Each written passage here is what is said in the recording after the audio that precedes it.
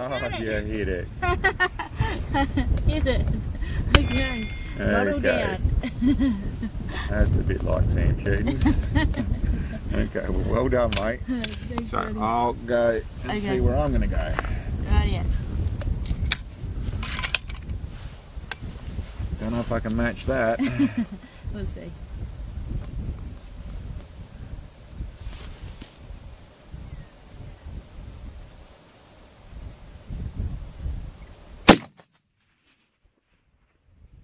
Oh. Just off. Okay, so now, see if I can get it done in 3. Yeah. I'll just go to a half minute more. This thing always shoots really nicely, but yep. I didn't get that.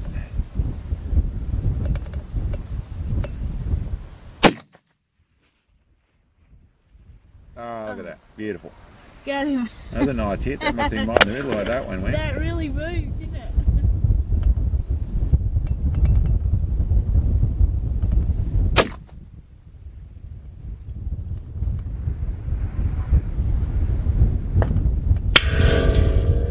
Hit on plate, moving, trying to see where the impact is. G'day guys, welcome back. Today I wanted to bring a bit of what we're up to with specifically our bipod design that we've been up to. You would have seen a while ago I was using this, which is my 243 Hauer, which is where I first tested the system out. And what it is essentially is a bracket system that straps straight to a barrel guard, and I'll go through some more of the details, but that bracket system takes the Atlas bipod legs. So it's the proper Atlas bipod. I've used, in this case, I've used the long Atlas leg, which gives me this system, which mounts on here. It gives you the pivot point from the middle there, so you can actually pivot. It's very nice high centre of gravity. I found it worked really well.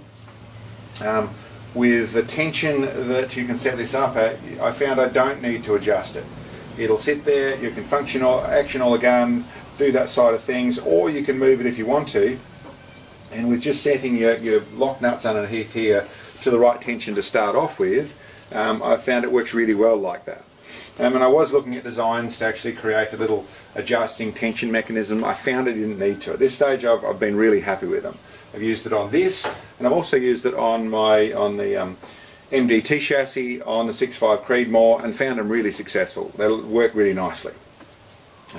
As I said, I've used the long Atlas bipod legs with the other bits and pieces in that leg combination. So it has the little cam, the bolt, the whole lot is this bracket I've made is made to accept those. You could use just normal short Atlas legs, which don't give you as much length of adjustment, and you could use the short ones just with the little extensions that you get from Atlas if you wanted a bit more height without having the adjustability. But the way that's set up with the long ones, it goes from the features that I like about this, it goes from this system that folds away really nicely. So with it up and folded away, this system is quite capable of, I have another rail here for other stuff, but this can shoot off a bag nicely like that. It tucks away in the safe nicely like that. So functional on that format. With the legs down, obviously deployed. It's still, in this format, can shoot pretty low, even though it's got the long legs on it. And I have some little extensions I put in this one as well. We have a really good range of adjustment. Having the long leg has an extra couple of clicks on it. Means that it can go a long way up for your extreme long range shooting or shooting up hills and that sort of stuff. So I've been super happy with it. That's the system I started with, and that's the system we were working with. The other details of the system, I have 2 clamps, and I've got an aluminium ring that is actually that I made to machine this aluminium ring to suit the front of this. This is a XLR chassis and has a perfectly round barrel guard, which means I could put it on, and I actually used a couple of screws to mount it. The next elevation was I went to, well, I'll go through with the likes of the MDT, which I'll show you in a minute. That's off the bench at the moment. With the MDT, that's a 8-sided, a hexagonal or an octagon shape, so that it's actually 8-sided, and that meant that to make that go on, I actually had to machine the barrel guard, take the barrel guard out, put it in a lathe and machine it down to then fit the round bush to the front of it to run this on. So in the way of people asking about that side of things, not everyone's got access to a lathe. It is an option people have got, but there was that I had as a bit of a query what we're going to do. The next thing is that this design works well for any rifle in the concept of having the high centre of gravity.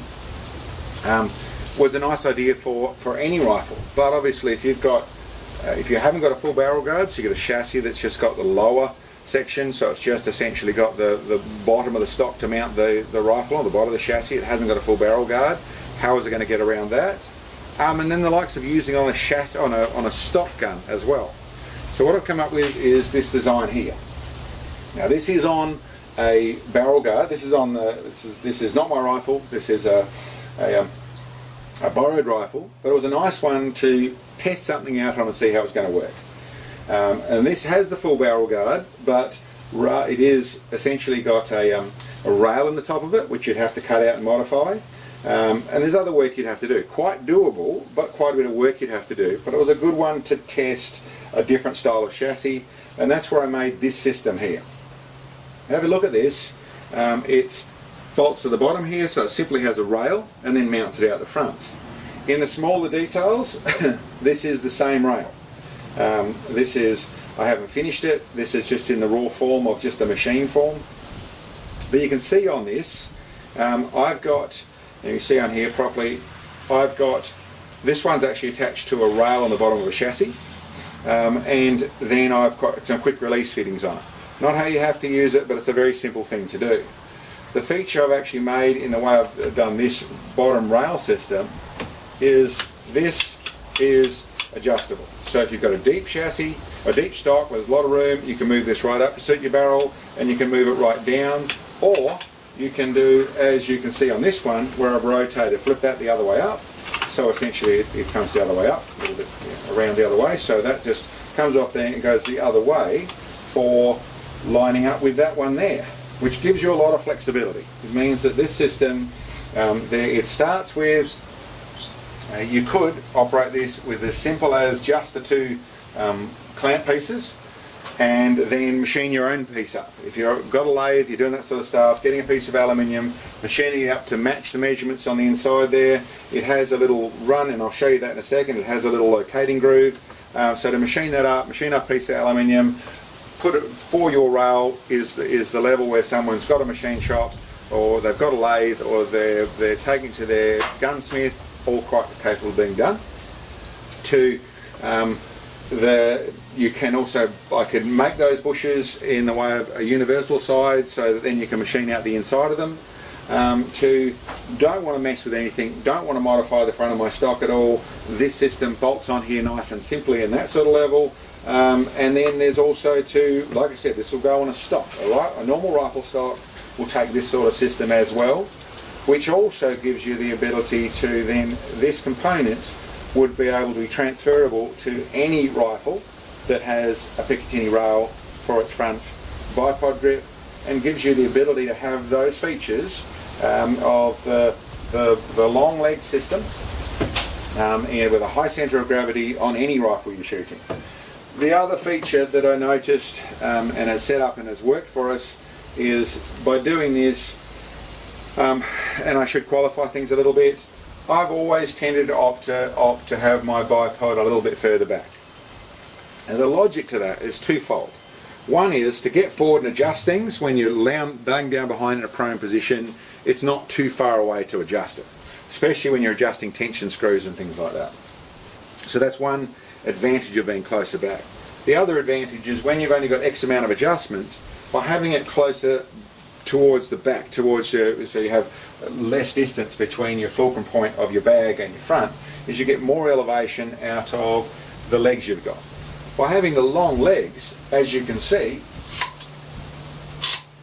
we have a lot of elevation. So to the point of where you're very rarely going to use that amount of elevation. So it means that it gives you that feature without having to be too close. So to suit what a lot of people would go with is they want their bipod further forward.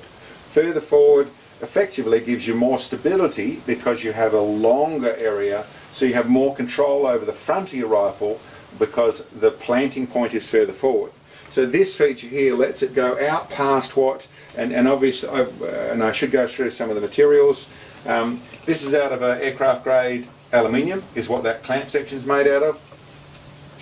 You could obviously machine the ring up out of anything you wanted to. These components here, as you can see, I've made out of steel. So this is a moly steel, so it's a 4140 steel, and I've made it deliberately that way as it's the first run of the things. I'm also not I don't mind having a little bit of weight in the rifle. This is largely for ELR shooting, it's largely for precision shooting, so a little bit of weight and a little bit of extra weight in the front of the rifle is not a terrible thing to have. This is the GRS stock, the Berserk stock that I had on the Power. It has the steel rail on the bottom here, which I put on there for the bag rider. Having this little bit of weight on the front isn't a terrible thing. It actually ends up being quite nicely balanced. So anyway, that's the details of that. The next bit I want to show you is how it actually disconnects, what it actually looks like. What I'll do here is, this rifle is, like I said, I just mounted this up so I could show you this actually working. The simple process of, get the right Allen key, of removing this. There's just a couple of screws in here.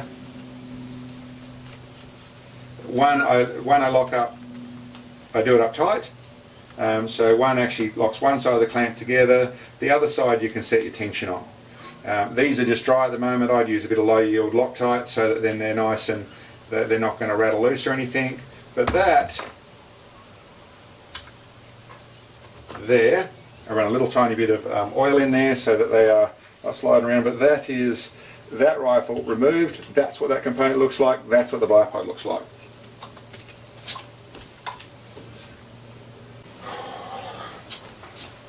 Okay, so this is the Mdt chassis on the Howard. Same process. Simply bolts on the front. Let that sit down square.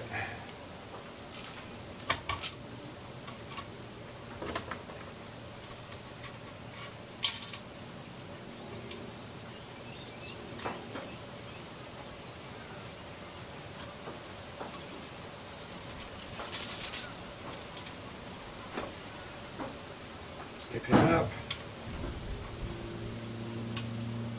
Little tiny bit of tension on that one. You find that tension and then that's it. There we are back into where that's all ready to go, working nicely with on the Mdt chassis. And as I said, this Mdt chassis I machined. That's an 8-sided shape. I machined that down, put this in a lathe, machined it down to make it round, and then slipped on another aluminium ring. So there's some choices there from running that system, which is, you could even have a rail on here and mount this on the front of it. That's going to work just as well, and you could extend it out further. I actually shortened this one because I like, I said, having it close.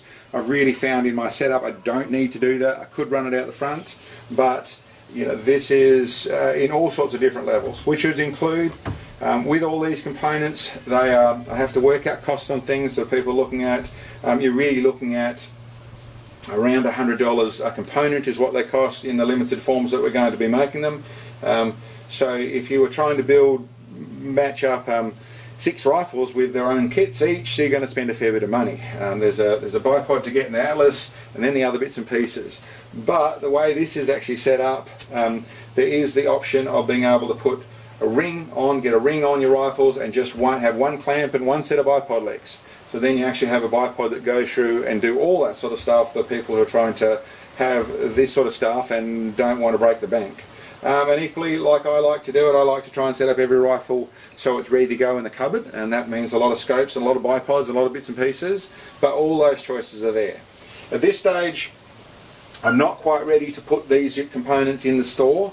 I want to do a little bit more development. I want to do some runs with them and make them, but I've been super impressed with them. You know, then there's from all the work we did with this one in the first development with the 243 has shot really well. We are now in the 6.5 Creedmoor. This has been operating brilliantly. I've been really happy with it. I've used these legs, and do use these legs on a different bracket that I made on my on my Gibbs shooting at the 5K attempt. And the legs have worked really well. I've been really happy with them. I made some different feet for them, and I have on a different bracket, a bracket I would suggest is not as strong as this bracket. So I'm quite sure of the strength and durability of the system. I really like the feature of these things being able to tuck away. I like that in the way of that for me, just neat and tidy. I really like how they look like that. I like how they operate like that. They tuck away, they're out of the road. Obviously for people who shoot on bags and barricades and that sort of stuff, you know, you have this, and obviously if I hadn't shortened things, you have it longer, you have a lot of room to do that side of it with the rifle, and then to swing down to where you've got all that elevation. That's all on tap, from a low rifle like that to extend it up here to where you've got nice elevation in them. I've been wrapped with them. So anyway guys, I just, for those people particularly who've been asking me over the last 6 months or so on about the Bipod system, it is a level where I'm prepared to start talking about it. I've certainly been very happy with it, and we're ready to find out how much the people are interested in them. We've certainly been, like I said, wrapped with it. It's working really well. There's probably a couple of other things that I'm looking at designing into the system, but in this format this is actually quite flexible, quite usable at different levels, whether you have a lathe or have access to a lathe or can get someone to do that to put them straight on your barrel guard, or whether you are running the chassis with that wants this sort of bracket on the front of it, and I'll show you that again. So anyway, that's what this bracket bolts on like. I may look at doing another bracket that has that doesn't have this point. It is made for the average barrel guard, so it's not adjustable, but just comes straight forward to the loop and doesn't have the bump down the bottom here. Being so far forward, I don't see the bump down there as being a negative thing. Whether you use that as a stop for a barricade or that side of things, I don't think it's going to be any negatives on that side of things. But essentially this does give you the option to go on to well, this sort of thing. You don't want to modify the stock at all, or the chassis at all. This will bolt on the front. Equally for there's a lot of chassis nowadays that are coming out where they only have the bottom half of the barrel guard, so it becomes more like the bottom of a stock. This is going to clamp onto it. You don't need the whole thing to mount this system up, which is one of the fundamental flaws that I could see in my system made for a barrel guard. How you're going to get it on multiple chassis. The other feature, which I'll set this one down and just demonstrate that, the other feature is for going on a stock is the different angles on the front of stocks and the different depths. This does give the ability, you know, if you had a stupid angle on it, on the bottom of your stock you can position this to suit things.